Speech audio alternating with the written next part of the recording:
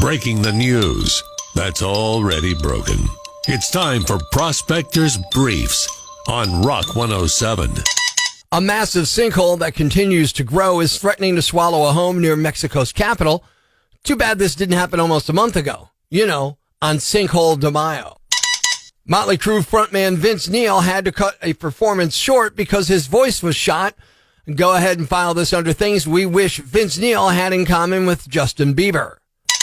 Today is National Donut Day. Donuts, of course, are round, doughy, and fried, just like Seth Rogen.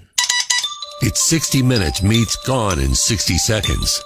Tune in Monday for Prospector's Briefs on Rock 107. I don't want my vaccine. There they go now, that's the way you do it. You offer prizes so they get the vaccine. Oh, now it's working, that's the way you do it. You tease with money like they've never seen. Look at her, she's going to Hawaiian Islands. Man, wish I could go there. And look at that guy, he just won the latest contest. Like Thurston Howell, now he's a millionaire. We got to move these folks by the millions. Gotta reach herd immunity. We got to pay them for vaccinations. Gotta let them win the lottery.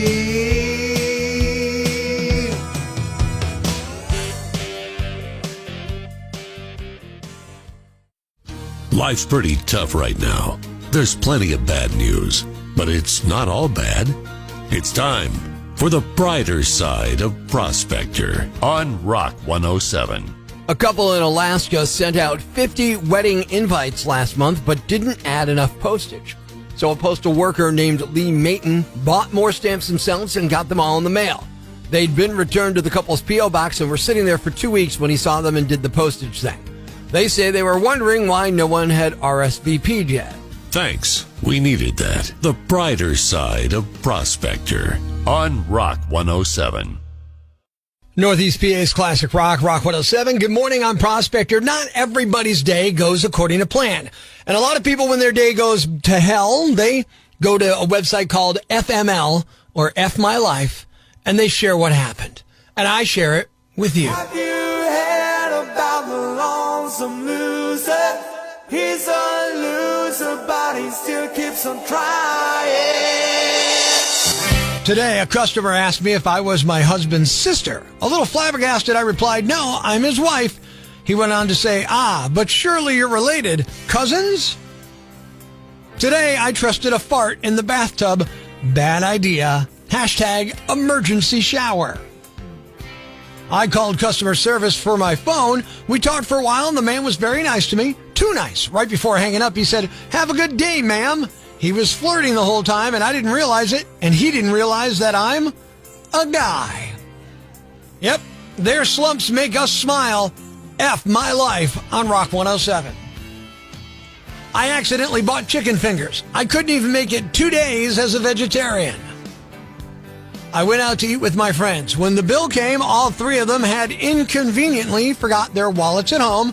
I ended up having to pay. It was a $178 check. I was watching porn with no headphones because my roommate had left for work. He didn't let me know his girlfriend was, 1, still at our place, and 2, using the room next to me to teach her 3rd grade class via Zoom. Yeah, I'm going to buy headphones now. The failings of others becomes fodder for our entertainment. F My Life on Rock 107. I told my boss I'd found a serious error that cost the company thousands each year. Then I found out he'd fled abroad. It turns out the error was him stealing for the past 40 years.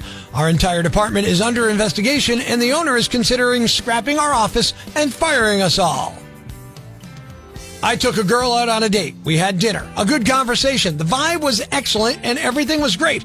I took her to a bar I frequent after for a couple of drinks to finish the night. She left with some other dude on his motorcycle.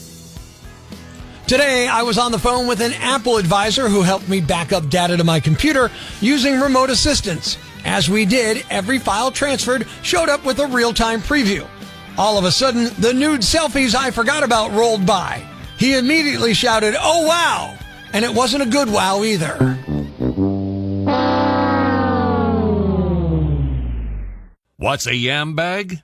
A fool, an idiot, a blockhead, a dunce, or an ignoramus. You know, a dullard, simpleton, or a clot, nitwit, dipstick, pea-brain, mouth breather, or cretin. It's now time to announce the winner of Prospector's Yam Bag of the Week as decided by you at rock107.com. Here are the nominees.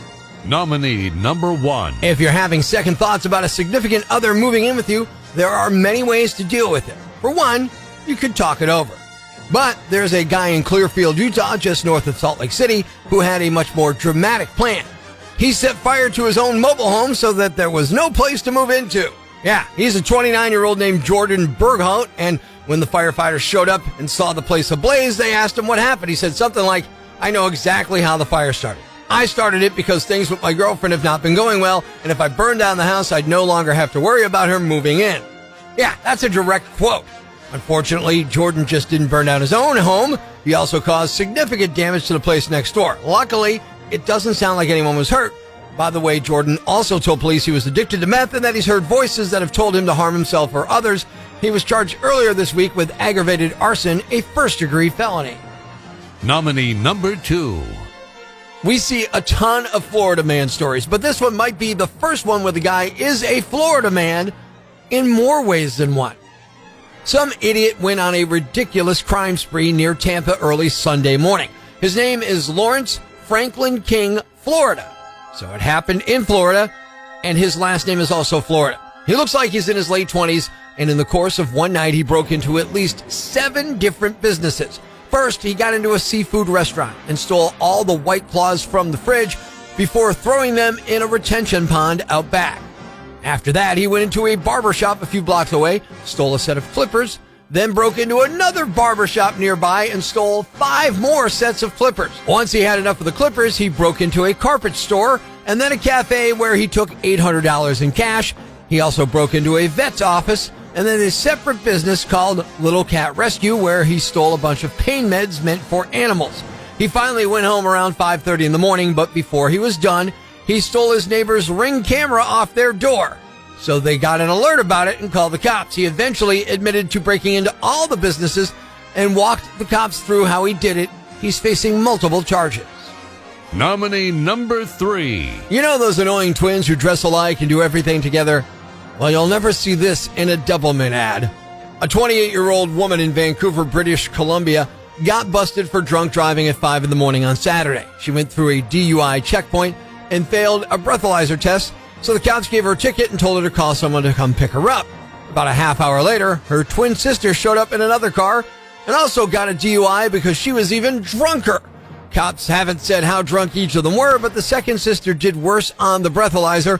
It's not clear who they called to pick them up after that, but they're both dealing with drunk driving charges now. And the winner is... The woman who was driving drunk stopped at a DUI checkpoint, cited and told to have someone to come pick her up, called her twin sister, who showed up drunker than she was. They're both hooked up with DUIs now, and they're both the Yam Bags of the Week. Tune in Monday morning for more nominees for Prospector's Yam Bag of the Day right here on Rock 107.